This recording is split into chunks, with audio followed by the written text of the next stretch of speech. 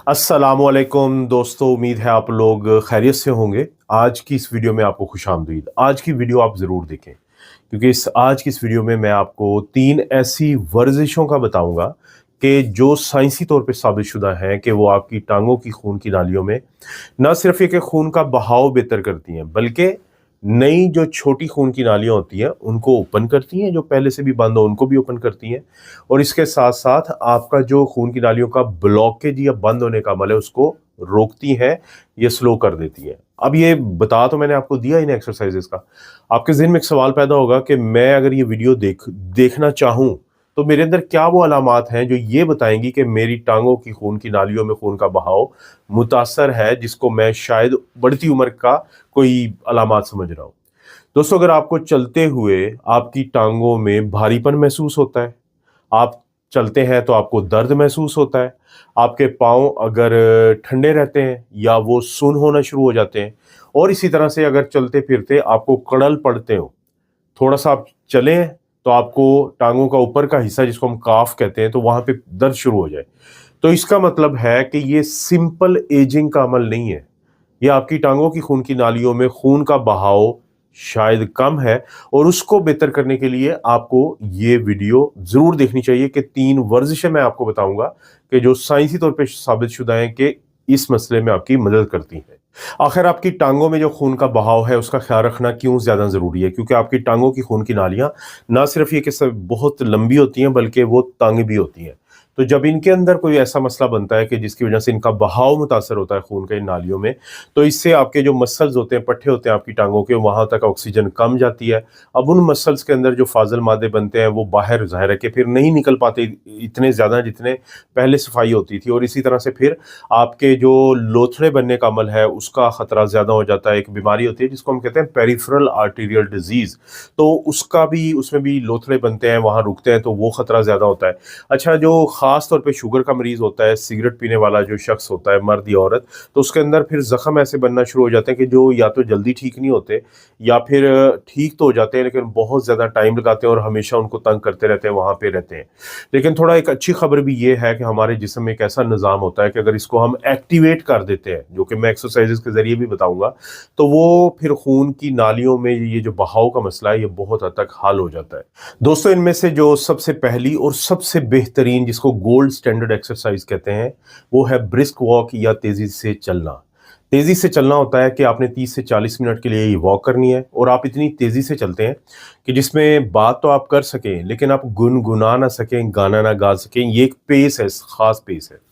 तो ये आप एक्सरसाइज आपकी बेहतरीन एक्सरसाइज है। और ख़ास तौर पे किन लोगों को फ़ायदा होता है? ये फ़ायदा होता है उन लोगों को जिनकी उम्र 40 साल से ज़्यादा हो, जो सिगरेट पीते हों, ऐसे लोग, कि जिनको शुगर का मसला हो, ऐसे लोग जो हर वक्त बैठे रहते हो। और ये फ़ायदा कैसे आपको पहुंचाती है ब्रिस्क वॉक? जब आप ब्रिस्क वॉक करते हैं तो आपके मसल्स जो है वो कॉन्ट्रैक्ट करते हैं, उनमें जकड़ाव आता है, जिससे खून का बहाव तो बेहतर होता ही है, लेकिन खून की नाली के अंदर की लेयर, जिसको हम एंडोथेलियल लेयर कहते हैं, उसका काम करने की सलाहियत में बहुत बेहतरी आती है। इसके साथ साथ आपका जो ये क्लॉटिंग का अमल होता है ये स्लो पड़ जाता है, क्योंकि खून का बहाव बेहतर हो जाता है। नई जो खून की नालियां जन्म लेती हैं, जब उनके ऊपर प्रेशर पड़ता है सिस्टम के ऊपर आपके चलने फिरने से, तो उससे ये भी इशू होता है। और ख़ास तौर पे वो लोग जो पेरिफेरल आर्टीरियल डिजीज़ नामी टांगों की खून की नालियों में क्लॉटिंग से परेशान होते हैं, तो उनको तो बहुत ही ये मुनासिब होती है उनके लिए करना। और दूसरे नंबर पे जो एक्सरसाइज है, वर्जिश है, उसे हम कहते हैं काफ रेजेस। ये 2 अल्फाज से मिलके बना है, एक है काफ और एक है रेजेस। काफ क्या होता है? ये काफ मसल वो मसल्स होते हैं जो आपकी टांग के नीचे के हिस्से पे, बैक साइड पे, पीछे वाली साइड पे हैं। इसको कहा जाता है कि ये हमारा दूसरा दिल भी है। अगर इसको हम जकड़ाव करते हैं, कॉन्ट्रैक्ट करते हैं, तो जो ब्लड है वो हमारे मेन जो दिल है उसकी तरफ ज़्यादा जाता है। लेकिन अगर अगर हम आप इसको जकड़ाव ना करें, अगर ये रिलैक्स रहे, तो ब्लड यहाँ पे इकट्ठा होता है, जिसे ब्लड स्टैग्नेशन कहते हैं, और उससे बहुत सारे मसाइल जन्म लेते हैं।